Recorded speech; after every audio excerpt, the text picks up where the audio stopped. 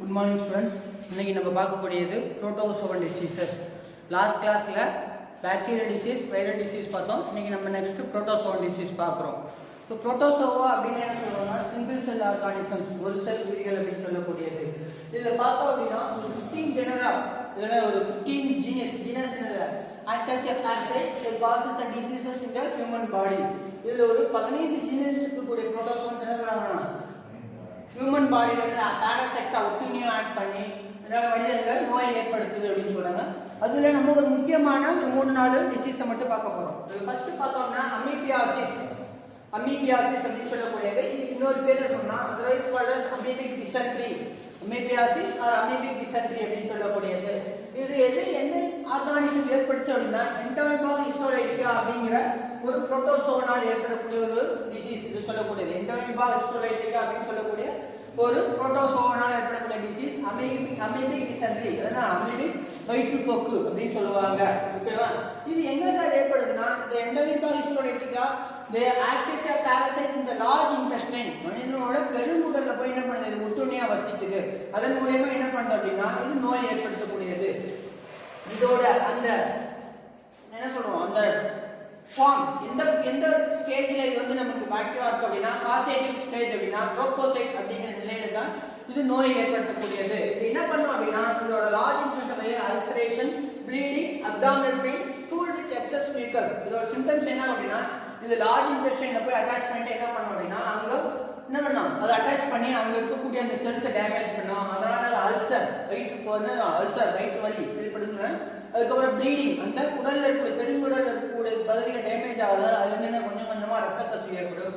அதனால abdominal pain, வயிற்று வலி. அதுக்கப்புறம் ஸ்டூல் வித் எக்ஸஸ் மியூக்கஸ், என்னதான் அந்த வயிற்றுப்போக்கு அப்படிங்கிறது இந்த மியூக்கஸோட சேர்ந்து ரொம்ப தனித்தனியா போகக்கூடியது. அதுதான் என்ன சொல்றாங்க அப்படின்னா அமீபிக் டிசென்ட்ரி அப்படின்னு சொல்லக்கூடியது.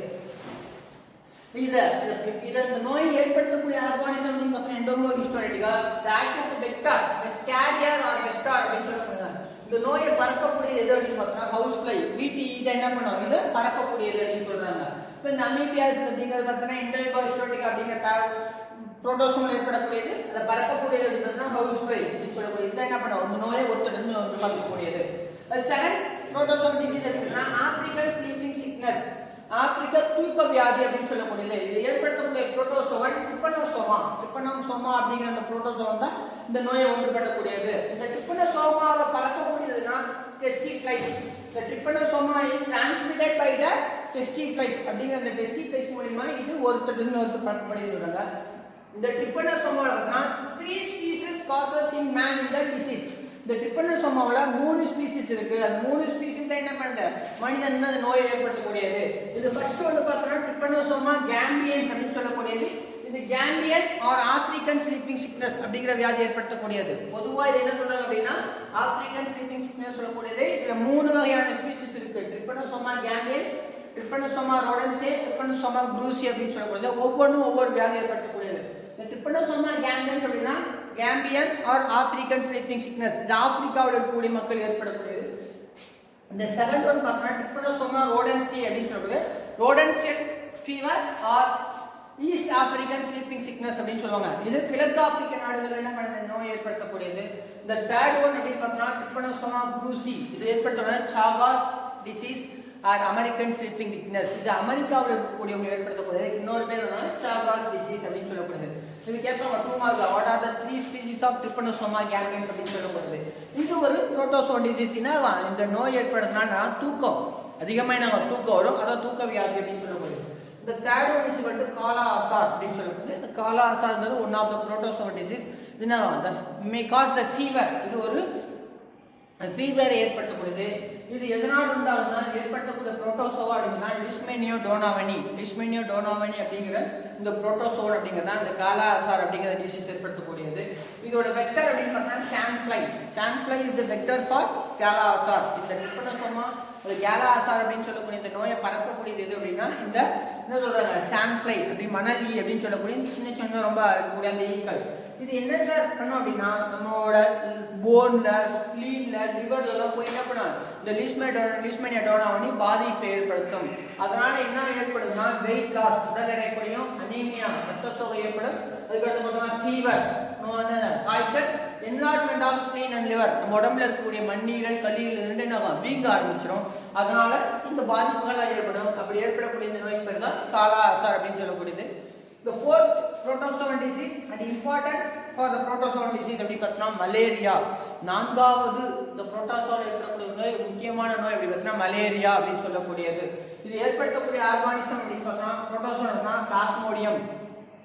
பிளாஸ்மோடியம் அப்படிங்கிற அந்த ஒரு செல் வீடு தான் என்ன பண்ணுது இந்த நோய் ஏற்படுத்தக்கூடியது. இந்த பிளாஸ்மோடியத்தை பார்த்தோம்னா 4 டைப்ஸ் ஆஃப் பிளாஸ்மோடியம் இருக்கு. Plasmodium vivax, plasmodium ovale, plasmodium malariae, plasmodium falciparum அப்படின்னு சொல்லக்கூடியது. இந்த 4 விதமான மலேரியாவுக்குன்னு அந்த பிளாஸ்மோடியங்களும் மலேரியா நோயை ஏற்படுத்தக்கூடியது. மலேரியா ஃபீவர், மலேரியா காய்ச்சல் அப்படின்னு சொல்லக்கூடியது. இந்த பிளாஸ்மோடியம் வைவாக்ஸ், ஓவேலே, மலேரியா, பால்சிபரம் அப்புறம் ஒவ்வொன்றும் தனித்தனியான ஒவ்வொரு விதமான ஃபீவர் ஏற்படுத்தக்கூடியது. நெக்ஸ்ட் நம்ம மலேரியா பார்க்குறோம். இந்த மலேரியன் பேரசைட் அதுதான் பிளாஸ்மோடியம் வைவாக்ஸ் அப்படின்னு சொல்லக்கூடியது. இந்த பிளாஸ்மோடியம் ஸ்பீசிஸ் அப்படின்னு சொல்லக்கூடியது. இதில் 4 வகையான ஸ்பீசிஸ் பார்த்துக்கோம். வைவாக்ஸ், ஓவிலே, மலேரியா, பால்சிபரம் அப்படின்னு சொல்லக்கூடியது. இந்த மலேரியா பேரசைட் அப்படின்னு பார்த்தோம்னா இந்த பிளாஸ்மோடியம் அப்படின்னா மனிதனுக்கு ஆர்பிசி, ஹியூமன் ஆர்பிசி அட்டாக் பண்ணக்கூடிய தன்மை உடையது. இதோட அந்த பேரசைட் ஸ்டேஜ் அப்படின்னு பார்த்தோம்னா ட்ரோபோசைட் ஸ்டேஜ் அப்படின்னு சொல்லுவாங்க. மனிதன் என்ன ஸ்டேஜ்னா ட்ரோபோசைட் ஸ்டேஜில் தான் போய் நான் வந்து அட்டாக் பண்ண சொல்லக்கூடியது. இது எதன் மூலியமா பரவுதுன்னா ஃபீமேல் அனாஃபலஸ் மஸ்கிட்டோ, பெண் அனாஃபலஸ் மஸ்கிட்டோ மூலியமா தான் ஒருத்தருக்கு இன்னொருத்தர் பரவாது. எப்படின்னா இன்ஃபெக்டட் மேன், ஒரு மனிதர் ஒரு மலேரியா நோய் பாதிக்கப்பட்ட ஒரு மனிதனை இந்த ஃபீமேல் அனாஃபலஸ் மஸ்கிட்டோ கடிச்சிது அப்படின்னா, கடிச்சிட்டு அது இன்னொருத்தவங்க வந்து கடிக்கும்போது ஆட்டோமேட்டிக்காக என்ன ஆகும், இந்த மலேரியா ஒருத்தருக்கு இன்னொருத்தருக்கு பரவும் அப்படின்னு சொல்றாங்க. இதில் முக்கியமான பார்த்த உடனே இந்த பிளாஸ்மோடியம், இந்த பிளாஸ்மோடியத்தோட லைஃப் சைக்கிள் அப்படிங்கிறது இங்கே முக்கியம் இந்த மலேரியல் ஸ்பீசிஸை பொறுத்தளவுக்கு. இதனால இந்த plasmodium is a digenic parasite. It actually lives in a two host. இதுல digenic parasite. ரெண்டு உயிரினங்களை ஒட்டுமையா வசிக்கக்கூடியது. அதாவது two host. The mosquito is the primary host and the human man, that is human man is the secondary host அப்படி சொல்லுவாங்க. இதுல கொசு அப்படிங்கிறது முதல்நிலை ஹோஸ்ட் இருக்கு, மேன் அப்படிங்கிறது செகண்டரி ஹோஸ்ட் அப்படின்னு சொல்லக்கூடியது. இதோட லைஃப் சைக்கிள்ல பார்த்தோம்னா 3 ஸ்டேஜஸ் இருக்கு. The plasmodium life cycle has 3 phases in this life cycle of plasmodium. Plasmodium life cycle 3 phases சொல்றாங்க. First one is schizogony, second one gamogony, third one sporogony அப்படி சொல்றாங்க. schizogony, gamogony, sporogony அப்படி சொல்லக்கூடியது. இதோட life cycle பார்த்தோம் அப்படின்னா ஒரு life cycle ஒரு டயகிராமா வரைஞ்சிருக்கும். இந்த லைஃப் சைக்கிளை பார்த்தா 2 பார்த்தா பிரிக்கலாம். ஒன்று மஸ்கிட்டோ, இன்னொன்று ஹியூமன், மனிதன் ஃபர்ஸ்ட் சொல்லக்கூடியது. இன்னொன்று பார்த்தீங்கன்னா கொசுல இருக்கக்கூடியது. இது ரெண்டையும் சேர்த்தாதான் கம்ப்ளீட் ஆனாதான் இதோட லைஃப் சைக்கிள் கம்ப்ளீட் ஆகும். இதெல்லாம் 3 ஸ்டேஜஸ் வருது. ஃபர்ஸ்ட் பார்த்தோம் அப்படின்னா ஒரு இன்ஃபெக்டட் மஸ்கிட்டோ, ஃபீமேல் அனாஃபலஸ் மஸ்கிட்டோ ஒரு மனிதனை கடிக்குது அப்படின்னா அந்த மஸ்கிட்டோ கடிக்கும் போது அதோட வாயிலிருந்து என்ன ஆகும், இந்த பிளாஸ்மோடியம் அப்படிங்கிறது ஸ்போரோஸ்டேட் ஸ்டேஜ்ல நம்ம உடம்புக்குள்ள என்றாங்க, ஹியூமனோட உடம்புக்கு என்றாங்க. இது உடனே சடனா என்ன பண்ணுன்னா ஹியூமனோட லிவர்ல போய் என்ன பண்ணும், அட்டாக் பண்ணும். ஹியூமனோட லிவர்ல போய் அட்டாக் பண்ணி இந்த லிவர் செல்ஸை டேமேஜ் பண்ணி அங்கிருந்து என்ன ஆகும், நிறைய ப்ரொடியூஸ் ஆகும். அடுத்தபடியாக மீரோசாய்ட்ஸ் அப்படிங்கிற ஸ்டேஜுக்கு போயிட்டு லிவர்ல இருந்து அடுத்து மீரோசாய்ட் அப்படிங்கிற ஸ்டேஜுக்கு வந்து என்ன ஆகும் அப்படின்னா மனிதர்களுக்குள்ள ஆர்பிசி அட்டாக் பண்ணும். இந்த ஆர்பிசி அட்டாக் பண்ணும்போது பார்த்தோம்னா அதுல நிறைய நிலைகள் இருக்கு. சிக்னட்டிங் ஸ்டேஜ், ஏரித்ரோபோசைட், ஸ்கைசான் ஸ்டேஜ் அப்படின்னு சொல்லக்கூடியது. இந்த ஆர்பிசி லைஃப் சைக்கிள் சொல்லக்கூடியதான் அந்த ஸ்டேஜ் தான் ஃபர்ஸ்ட் ஃபேஸ் ஸ்கைசோகோனி அப்படின்னு சொல்லக்கூடியது. இந்த ஸ்கைசான் அப்படிங்கிற ஃபார்ம் உண்டாகுதுல ஸ்கைசோகோனி அப்படின்னு சொல்லக்கூடியது. இதை ஃபர்ஸ்ட் என்ன பண்ணா attack RBC and produces ring like structure, signet மாதிரி ring மாதிரி உண்டாகும். அதுக்கப்புறம் என்ன ஆகும், ஆர்பிசியோட இருக்கக்கூடிய செல்ஸை சாப்பிட்டு ட்ரோஃபோசைட் அப்படிங்கிற நிலை வரும். அப்புறம் ட்ரோஃபோசைட்லேருந்து அடுத்து என்ன ஆகும், ஸ்கைசான் அப்படிங்கிற ஃபார்ம் ஆகி அதுக்கப்புறம் பார்த்தோன்னா நிறைய இந்த ஸ்கைசான் ஃபார்ம் ஆகி ஆர்பிசியை கிழிச்சிட்டு ஒவ்வொரு ஆர்பிசியை ரப்சர் பண்ணிட்டு அதுலேருந்து நிறைய மீரோசைட்ஸ் திரும்ப உண்டாகும். நிறைய மீரோசைட்ஸ் திரும்ப உண்டாகும். இந்த மீரோசைட்ஸ் ஆக்ட்னா 2 விதமான கேமெட்ஸ் ஆக்ட் ஆகும். இந்த மீரோசைட் act is 2 types of gametes, male gamete and female gamete, that is called gametosite stage அப்படி சொல்வாங்க. இந்த மீரோசைட்ஸ் என்ன ஆகும், வெளியில ஆர்பிசி விட்டு வெளியில வந்தோம்னா 2 கேமெட், மேல் கேமெட், ஃபீமேல் கேமெட் அப்படிங்கிற கேமெட்டா இருக்கணும். கேமெட்டா கன்வெர்ட் ஆகும். அப்படி இந்த gamete formation stage that is called gamogony stage அப்படி சொல்வாங்க. இந்த கேமெட் நிலையிலே இந்த ஆர்பிசில கேமெட்டோசைட்ஸ் நிலையில இருக்கும்போது தான் என்ன பண்ணும் அப்படின்னா ஒரு மஸ்கிட்டோ அவங்க இன்ஃபெக்டட் பர்சனை கடிக்குது அப்படின்னா என்ன பண்ண, மஸ்கிட்டோ ரத்தத்தை தான் முடியும். அப்ப அந்த ரத்தத்தோட சேர்ந்து என்ன பண்ணா இந்த கேமெட்டோசைட்ஸ் மஸ்கிட்டோவோட உடம்புக்குள்ள போகும். இந்த கேமெட்டோசைட்ஸ் மஸ்கிட்டோவோட உடம்புக்குள்ள போகும். மஸ்கிட்டோவோட உடம்புல போனோடனே இந்த கேமெட் கன்வெர்ட் டு மேக்ரோகேமெட் அண்ட் மைக்ரோகேமெட். மேக்ரோகேமெட் அப்படின்னா மேல் கேமெட், மைக்ரோகேமெட் ஹைப்போகேமிட் அப்படின்னா மேல் கேமிட், மேக்ரோகேமிட் அப்படின்னா ஃபீமேல் கேமிட். இந்த ரெண்டு கேமிட்டாகவும் கன்வெர்ட் ஆகி கேமிட்டோசைட் ஸ்டேஜ்ல இருந்து மஸ்கிட்டோவில் அந்த ரத்தத்து மூலியமா மஸ்கிட்டோ உடம்புக்குள்ள வந்து அதுக்கடுத்து கேமிட்டா கன்வெர்ட் ஆகி இந்த ரெண்டு கேமிட்டும் ஒன்னா இணைஞ்சு ஸ்கைசோட் அதாவது கரு அப்படிங்கிற நிலை உண்டாகும். இந்த ஸ்டேஜுக்கு தான் இந்த கேமிட்டோசைட்ஸ் கேமிட்ஸா மாறக்கூடியது. இந்த ஸ்டேஜுக்கு தான் கேமோகோனி அப்படின்னு சொல்லப்படுது.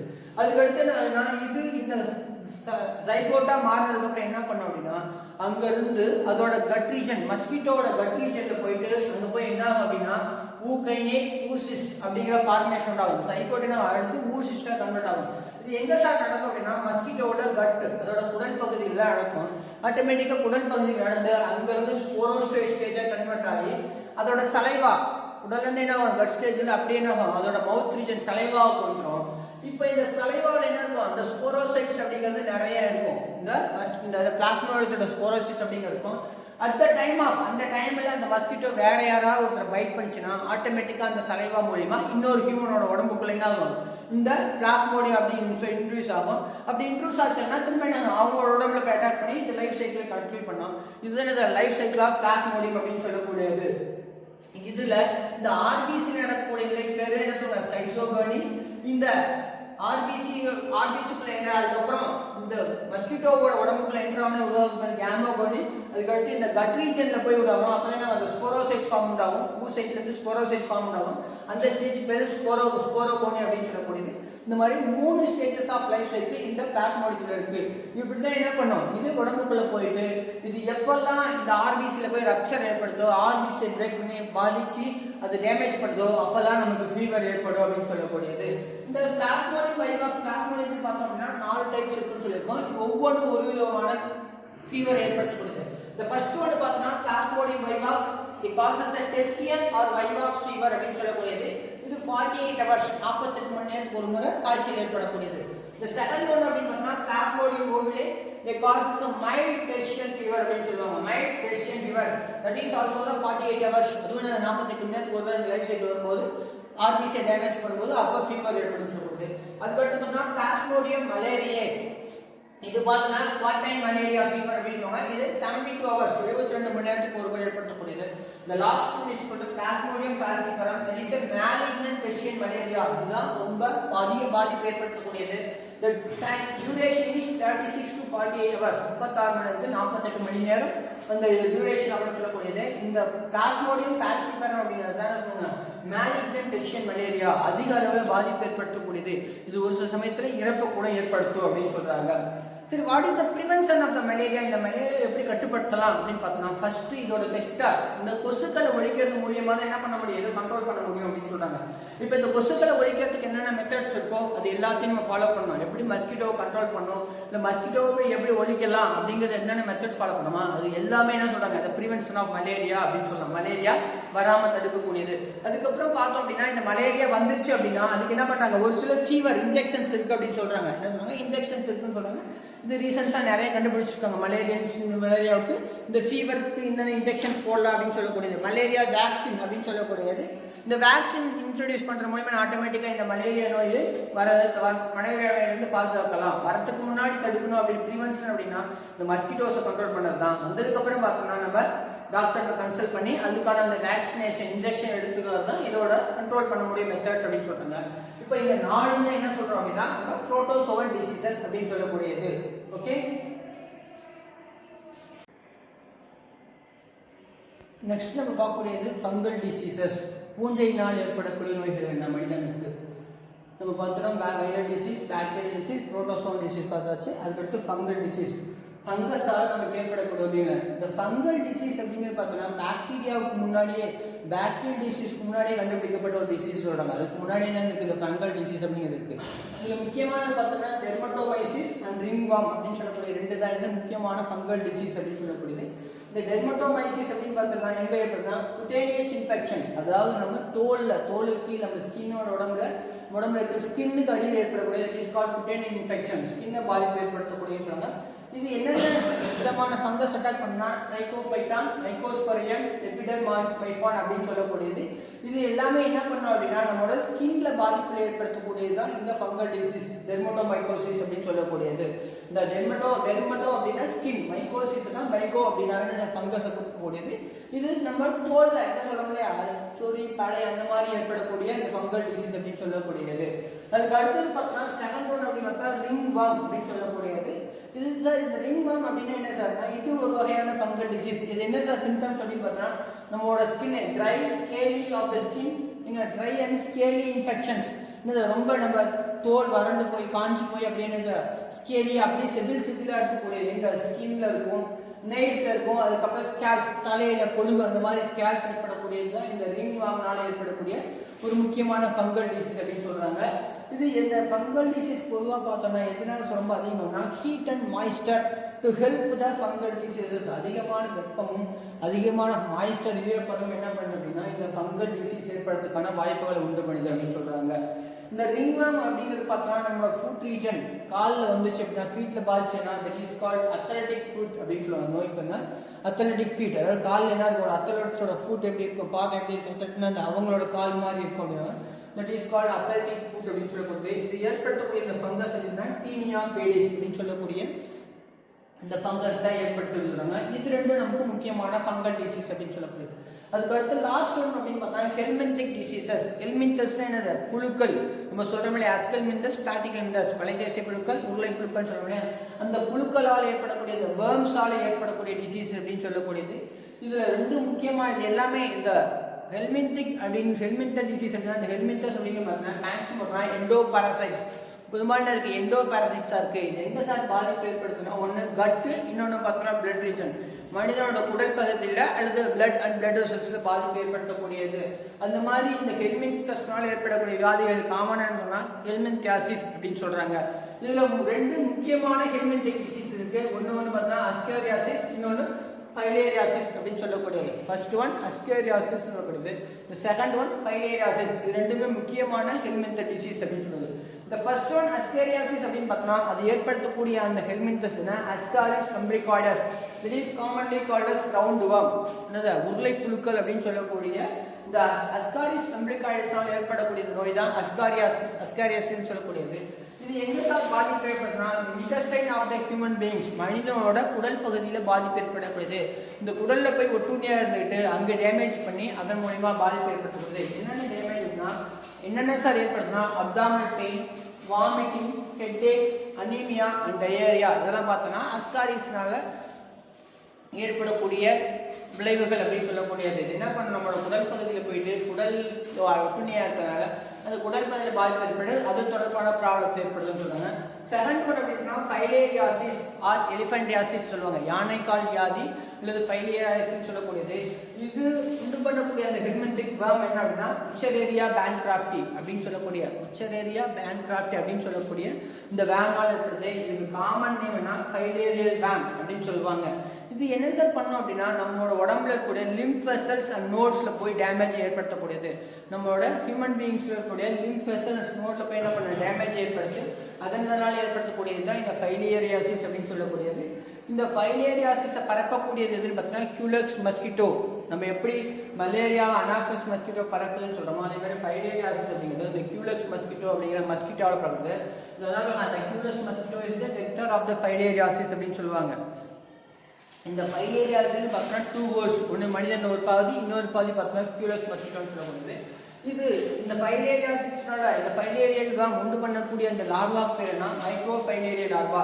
இந்த லார்வா தான் என்ன பண்ணும் அப்படின்னா நம்மளோட லிம்ப் வெசல்ஸ்ல நோட்ஸ்ல போய் என்னாகும் அந்த நாளங்களுக்குள்ள போய் அடைச்சிக்கும். அதனால என்னாகும் அந்த பிளட் லிம்ப் வெசல்ஸ் நோட்ஸ் வீங்கும் போது அது எந்த பகுதியில் அந்த மைக்ரோஃபைலேரியா இருக்கும் அந்த இடம் மட்டும் என்ன இருக்கும் வீங்கிக்கும்.